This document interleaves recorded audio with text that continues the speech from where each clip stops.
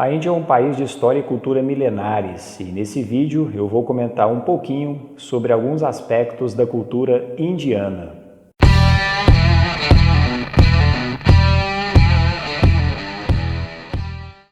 A Índia se formou no continente asiático, numa região que fica perto tanto da Mesopotâmia quanto da China, como vocês podem ver aí no mapa, nessa área indicada pelo círculo na cor amarela. A chamada civilização do Vale do Rio Indo começou a se formar na região da Índia por volta aí de 3000 a.C.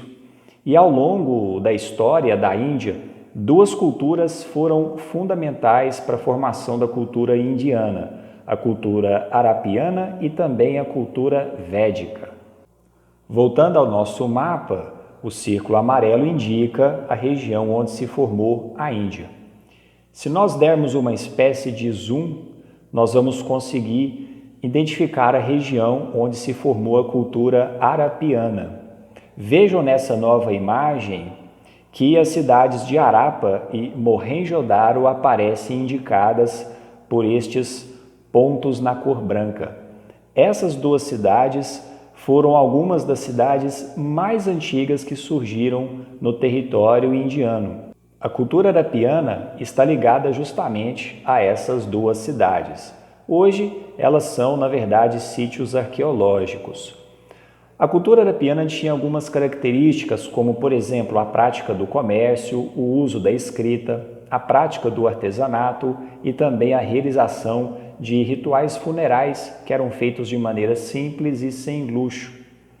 A cultura arapiana foi uma das culturas mais antigas que surgiram na Índia, mas por volta de 1900 a.C., ela acabou entrando em declínio e os estudiosos ainda discutem as causas que podem ter provocado esse declínio da cultura arapiana. Mas se a cultura arapiana entrou em declínio, com o passar do tempo entrou em cena uma outra cultura que é a cultura védica. Aliás, essa cultura védica está presente na Índia até os dias de hoje. Esse termo védica vem de Vedas. Os Vedas, na verdade, são textos muito antigos escritos no idioma sânscrito entre 1500 a.C. e 600 a.C. E são textos que falam de diversos temas relacionados tanto à vida espiritual dos indianos como também à vida cotidiana das pessoas que vivem naquela região. Um dos aspectos mais marcantes da história da Índia, o sistema de castas, tem origem na cultura védica. O sistema de castas, na verdade, é uma forma de você organizar a sociedade. O que são as castas? As castas são grupos sociais definidos com base na família a qual a pessoa pertence, cada pessoa pertence, e também com base na profissão, no ofício que as pessoas de cada grupo, de cada casta exercem. O sistema de castas na Índia estabelecia uma hierarquia entre essas castas. Então você tinha castas consideradas mais importantes e castas consideradas menos importantes. De acordo com a cultura védica, que é a base do chamado hinduísmo, que é uma das religiões que tem grande presença na Índia, cada casta surgiu de uma parte do corpo do deus Brahma, como vocês podem acompanhar aí na imagem.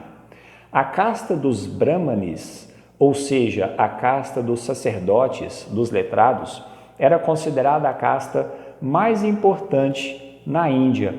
E, de acordo com a cultura védica, essa casta teria surgido da cabeça do deus Brahma.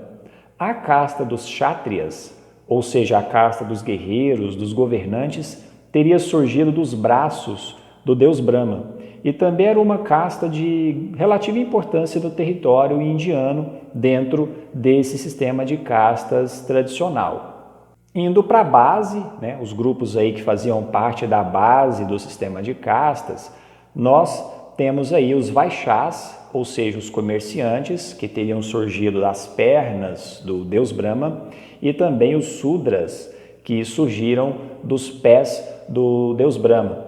Veja que os Sudras surgiram da parte mais abaixo do corpo do deus Brahma, E os Sudras, na verdade, eram servos, os trabalhadores braçais. Eles eram a casta considerada menos importante, ou seja, com menos prestígio social. De acordo com a cultura védica, além dessas castas que eu citei anteriormente, havia ainda um outro grupo, o grupo dos Dalits.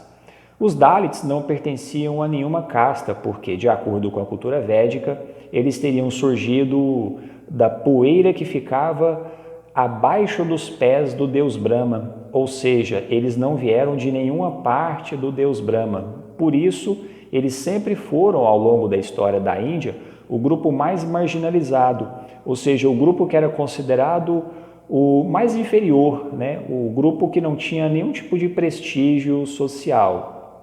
As leis indianas atualmente proíbem a discriminação por causa do sistema de castas, mas na prática, os Dalits ainda continuam sendo vítimas de muito preconceito na Índia. Essa fotografia que vocês estão vendo na imagem, por exemplo, registra um protesto organizado pelos Dalits que estavam aí em 2018 lutando contra a violência e contra o preconceito que eles ainda sofriam dentro da sociedade indiana até recentemente na história. Só para a gente ver que essa cultura védica, apesar de nós estarmos hoje, atualmente, no início do século XXI, essa cultura védica que definiu o sistema de castas ainda permanece muito presente ali no território indiano. A cultura védica é a base do hinduísmo, que é uma religião seguida por boa parte dos indianos até os dias de hoje. O hinduísmo é uma religião de caráter politeísta, ou seja, no hinduísmo se acredita em muitos deuses, ao contrário do cristianismo, que é uma religião monoteísta. Existem diferenças importantes quando a gente compara o hinduísmo com o catolicismo, por exemplo. No catolicismo, o Papa, que vive lá no Vaticano, em Roma, na Itália, ele é o chefe da Igreja Católica no mundo como um todo, ou seja, pelo menos em teoria, o que o Papa estabelece em Roma vale para a Igreja Católica em todas as partes do planeta. No caso do hinduísmo, isso não acontece. Não existe no hinduísmo nenhuma figura humana, nenhum líder, que represente aí o posto máximo da religião hindu no mundo como um todo. No hinduísmo, cada grupo de pessoas, cada seita dentro do hinduísmo tem as suas particularidades, as suas características específicas, ou seja, é uma religião bastante complexa. E no caso dos deuses hindus, eles são muitos. 4 deles, inclusive, aparecem na imagem aí. O deus Brahma, que eu já citei anteriormente, quando falei do sistema de castas, e também aí os deuses, Vishnu, Shiva e Krishna. Esses são apenas 4 dos vários deuses que existem dentro do hinduísmo. Além do hinduísmo, existe ainda na Índia a presença do budismo, que é uma mistura de religião com filosofia. Essa forma de crença surgiu a partir dos ensinamentos de uma figura chamada Siddhartha Gautama, também conhecida como Buda, o Iluminado. O budismo critica bastante o desejo exagerado e também o apego exagerado a si mesmo. Na verdade, a grande preocupação do budismo, uma das grandes preocupações do budismo, é com o sofrimento humano. Então, dentro dessa forma de crença, existe todo um raciocínio, existe todo um pensamento para tentar explicar, para tentar entender por que o ser humano sofre. De acordo com o budismo, o ser humano sofre quando ele não consegue controlar os próprios desejos, ou quando ele tem uma vaidade exagerada, um apego exagerado a si mesmo. Esses comportamentos estão na base de todo o sofrimento humano. E se a pessoa conseguir, de alguma maneira, não ter mais esse tipo de comportamento, ela vai aí chegar numa situação, numa condição onde ela vai aos poucos deixar de sofrer. Para falar um pouquinho de história política da Índia, existe um elemento que a gente não pode esquecer. Apesar de Índia ser a palavra usada para a gente falar daquela região, nem sempre houve um país chamado Índia com um governo unificado no território. Na verdade, na região ali do que a gente conhece como Índia, se você pegar ao longo da história, o que nós vamos conseguir identificar são vários impérios que existiram ao longo do tempo, como por exemplo o Império Maurya, o Império Gupta, o Império Chola, o Império Mogul.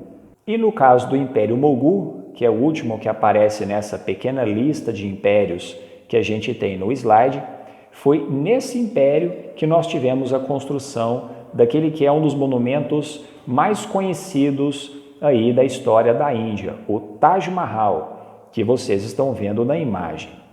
O Taj Mahal foi construído durante o governo do imperador Shah Jahan, que foi um dos imperadores do Império Mogul.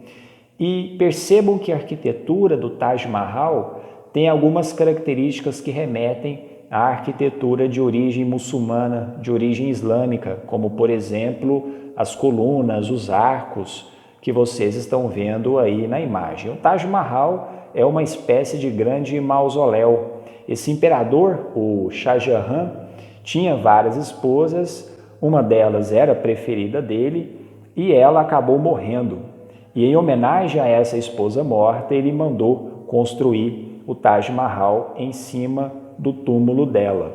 O Taj Mahal, portanto, foi uma prova de amor, né? Uma das maiores provas de amor da história, se não a maior, segundo muitas pessoas aí gostam de dizer.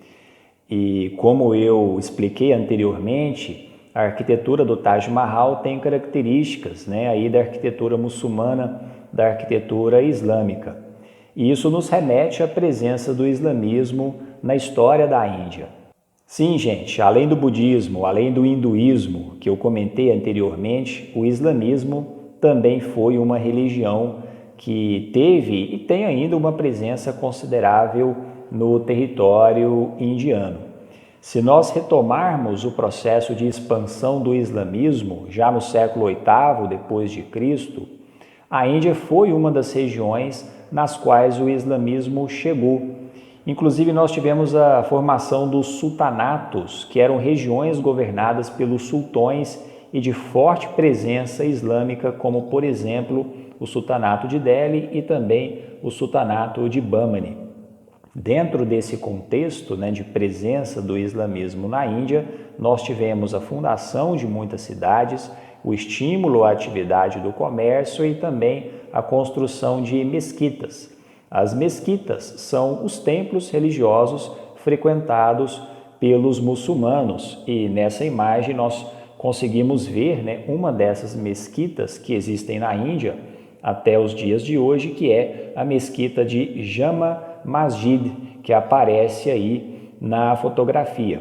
Comparem a arquitetura dessa mesquita com a arquitetura do Taj Mahal. Nós percebemos uma semelhança bastante evidente, né? O que acaba aí confirmando o que eu disse, né? O fato de que a arquitetura do Taj Mahal remete à presença da cultura islâmica na Índia. E é isso, pessoal. A cultura indiana é muito rica, muito complexa e vale a pena ser conhecida.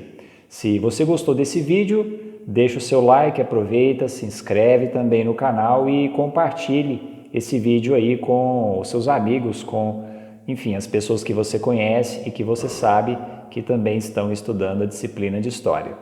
Eu vou ficando por aqui, vejo vocês no próximo vídeo. Um abraço.